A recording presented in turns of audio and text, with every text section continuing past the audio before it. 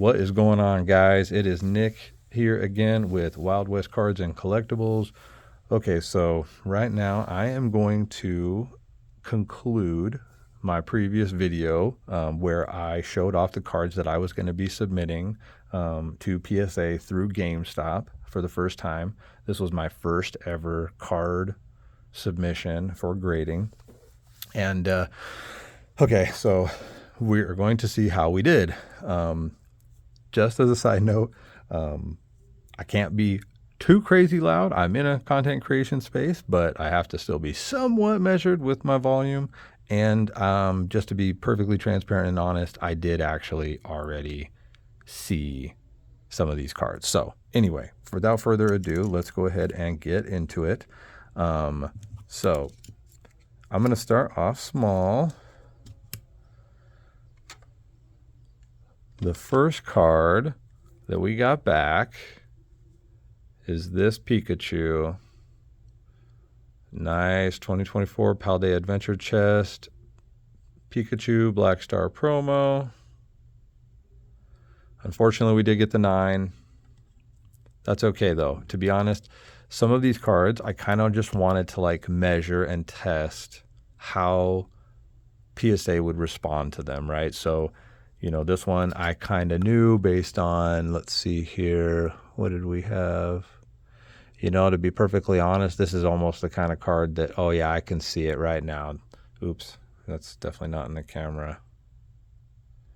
Like, it's very hard to see, but along this edge here, there's a blemish. It's kind of hard to tell on the thing, but basically if I was a grader and I saw that, I probably would not, I would not accept that. So anyway, doesn't look like these are going to stand on the stands.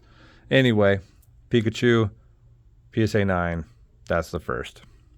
Let's go ahead and put it up there like that then for now.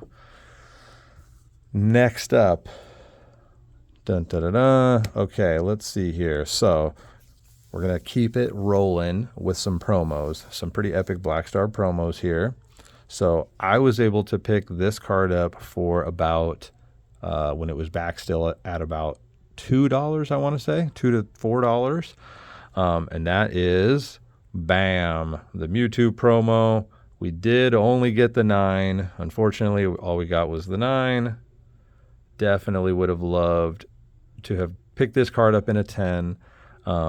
Some of these guys are going to be getting sold soon, so look for these cards. I'm going to link my eBay channel below in the description, and some of these cards you are actually going to be able to potentially find soon up for sale on eBay. So if you want to, you know, support the channel by, you know, making a purchase, that would be awesome. All right, so we got Mewtwo. Next up, of course, you know what's coming next. Mew, man, we got the 8. This one was kind of tough. I did know that this one was not perfect, but like, again, I wanted to kind of test PSA, measure their grading standards, and kind of just see, you know, if my guess on what some of these cards was actually what they would ultimately come out to be. And I was hoping this one would not get an 8, but I think there was something along the top that almost, you know, was kind of like a ding, you know, so it was almost like a damage, which, you know, pretty much can make it very easily get knocked down below a 9. So anyway, this is another one that I think for sure, I know for sure is actually going to be getting posted and going to be up for sale. So if you need just a copy in your slab portfolio, that's going to end up being near mint and going to be just slabbed up at probably about a raw card value. I think I paid $15 for this when they were still at about $15. That was when I picked this guy up. So at the end of the day, you know, I'll probably get close to breaking even on this slab. You know, the same for the PSA 9 Mewtwo and as well for the Pikachu. For what I paid for each of these promos and to grade them, I'll at least have broken even for the time being. Obviously, we want to do better than breaking even. But so that's why, you know, we look to grade stuff like this, right? So again, only got the 9. These promos are super hard to grade. I So this one I definitely noticed had something on it as well. In fact, the fact that it got a 9, I was incredibly happy with, because I was worried that this card could potentially get an 8. So when I got the 9, I was ecstatic. This was a free card. I paid, I think, $16.99 back at the beginning when GameStop first started grading their cards. So as of right now, I am invested less than $20 for this card, and I'm pretty sure the 9s are still selling for somewhere in the $50 range. So this one was an awesome one where we definitely multiplied our value almost 3x.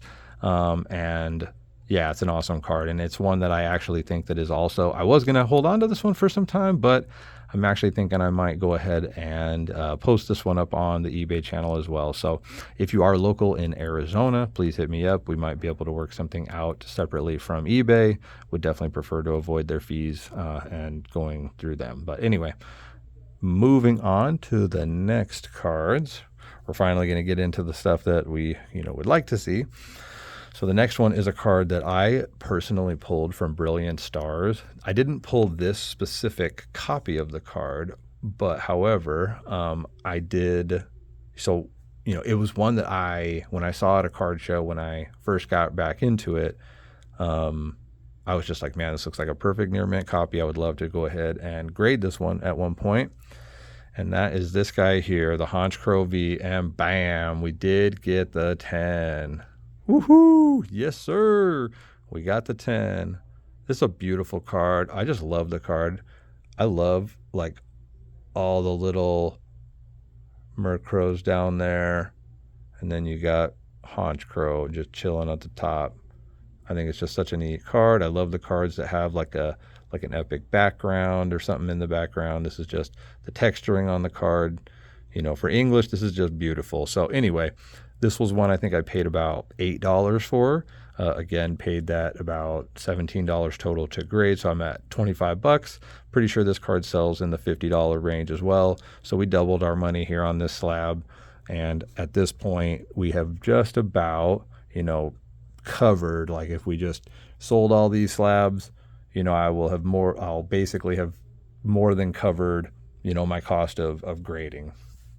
Okay. So moving on, now we got some bangers, all right?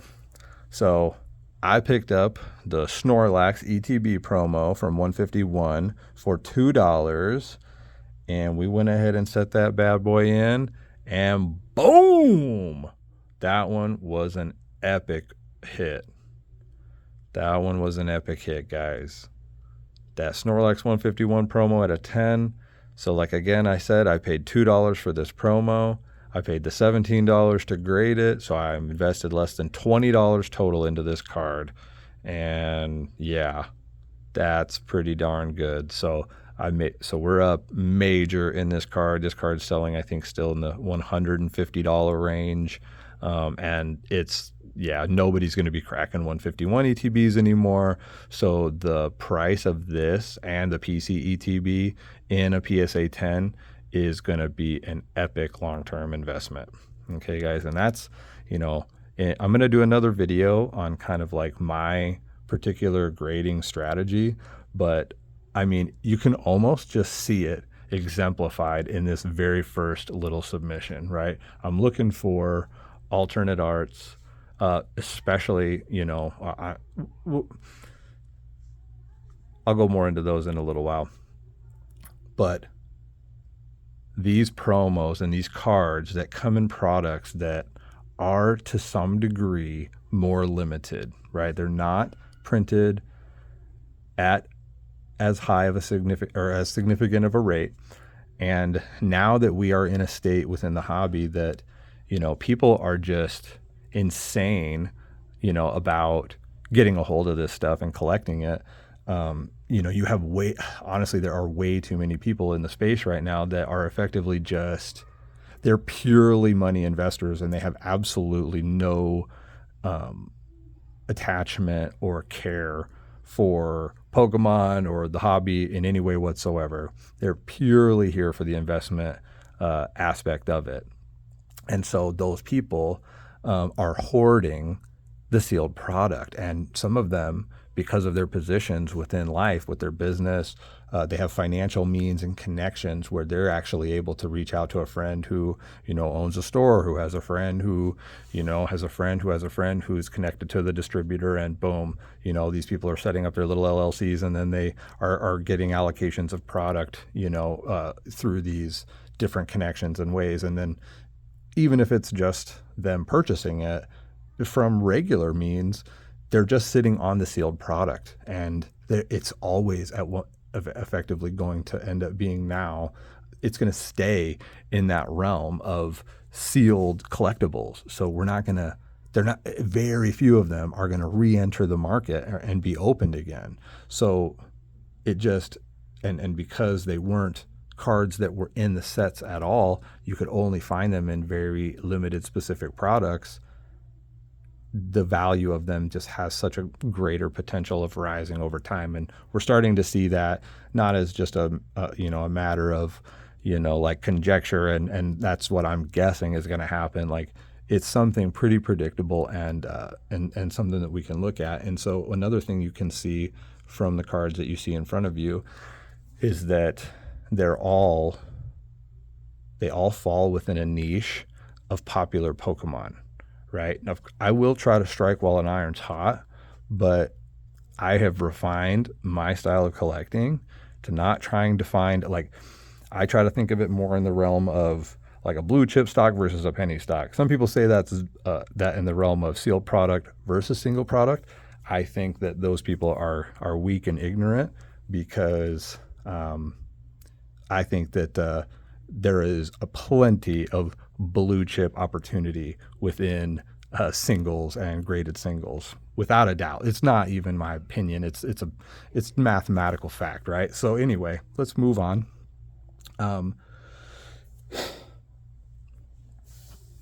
Lost my train of thought now. Right. So let's move on. So now what we got is we have the last card on the list. Now, this was one that I managed to pick up, and this is what I'm talking about, right?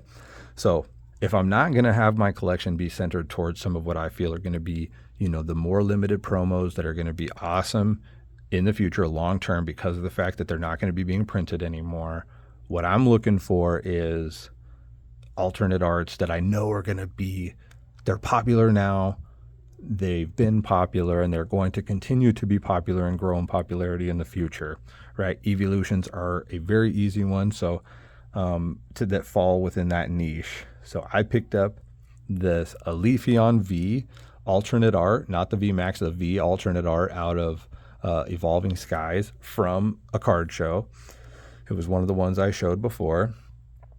I picked that card up from a vendor that I'm sure grades cards, and I bought it for $70. This was a few months before Prismatic Evolutions was released.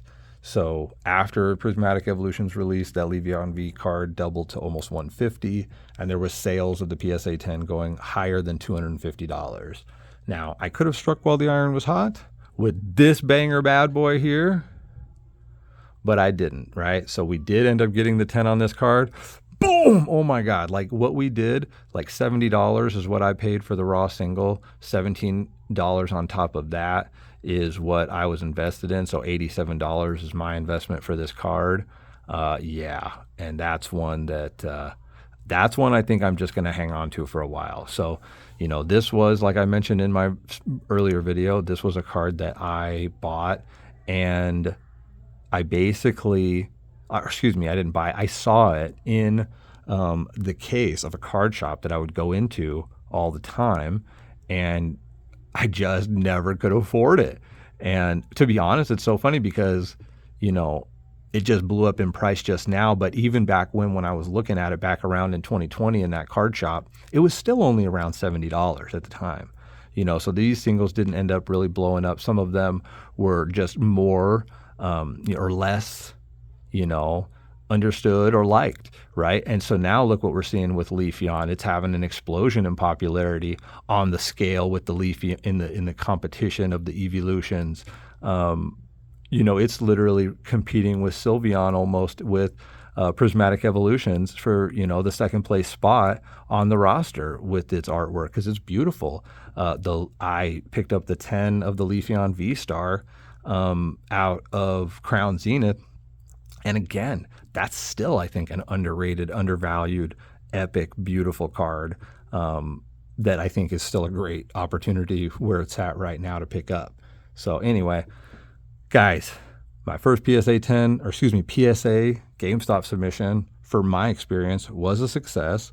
Am I worried that there's a little bit of holes in the system with their system and that there could be somebody that steals your cards? Yeah, I'm worried about that. I feel pretty confident at the store that is local to me that isn't going to happen, and that the guys that are working in there, they're pretty about their business. They're pretty professional with how they conduct everything. So I'm not too concerned. I think I would absolutely go ahead and submit some more, especially now that PSA went ahead and upped their cost to grade, even for their annual fee, $150 annual fee paying members. So when I realized that, I was pretty close to buying an actual membership, getting the magazines, doing the whole thing, but to not have to invest that $150 just to have the membership and be able to just walk into GameStop and pay the exact same price without having to just hand over $150. Yeah, I mean, I get it. You get the Fanatics money, you get the magazines. It does pay for itself. But my money needs to be finally invested right now. I don't have a lot of extra means. I'm not, the Polka plumber. I'm not the Polka doctor. I'm not the freaking Polka lawyer. I'm not the Polka freaking investment banker. Like, I am actually a guy who's coming out of a divorce, who is trying to rebuild, a collection for his son and, build towards investing for, the stability of, my family in the future. And so, I really enjoy it. It's a fun hobby of mine, but I take it pretty seriously as well now. I'm very careful these days with where I spend my money and what I spend my money on. And that is actually like what I'm going to, really push people to, not push, but that's what my suggestion is going to be to people here on this channel, is to be very wise with how you invest your money in this hobby, because you don't end up wanting to be caught holding the bag, so to speak, and end up, effectively underwater in your collection when the market takes a turn and you've just been buying everything at, a peak, in a frenzy, ripping product, kind of burning money. And then now all of a sudden you've got this collection and you kind of feel like taken. Luckily I never had to really feel that way. I lost my collection in other ways, but anyway, that's just one, piece of advice and suggestion that I'm going to make. Find your niche, find the style of collecting that you're going to enjoy the most, and then hone your time, your energy, and your efforts into collecting that way. Don't just buy everything and try to collect everything. I did that in the very beginning, and it taught me a lot of the different ways to acquire cards. It taught me a tremendous amount. But in the process, I also learned that, I was going out and buying things that weren't going up in value. So like basically there was no reason for me to go spend my money and buy those at that time. There's no rush, right? If I'm buying to collect and to invest, flip some, grade some, and just have like a mix of all that in between, then in that case, I don't want to be buying a lot of cards that, aren't, like I said, that maybe I like or that I want to collect, but that are going to continue to stay relatively around the exact same price for the next several years. If I think that is the case and that's true, I'm not going to go waste my money and buy that card. I'm going to wait and continue to build my collection and my position within, the things that I think are going to add like the real value to my collection.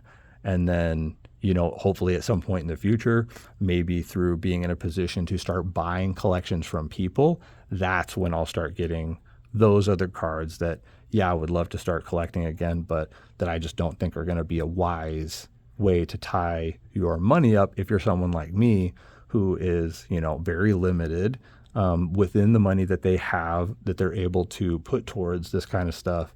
And, And you're not only limited with the kind of money that you have to put towards it, but you want to see that that money that you are putting towards it, like, actually grow. Like, you're wanting to kind of be, real systematic and accurate with it. And you're not just trying to, like, shotgun this stuff, like I mentioned before, buying everything, hoping it all goes up, because it's not. Unfortunately, it's not. In fact, a lot of it's going to go down. A lot of even the good stuff's going to settle really back down. So right now, in fact, one of the things I'm going to be focusing on primarily is actually going to be giving up a lot of these cards that I don't have a large attachment to, that are still at a decently high price point, and that I think are not going to,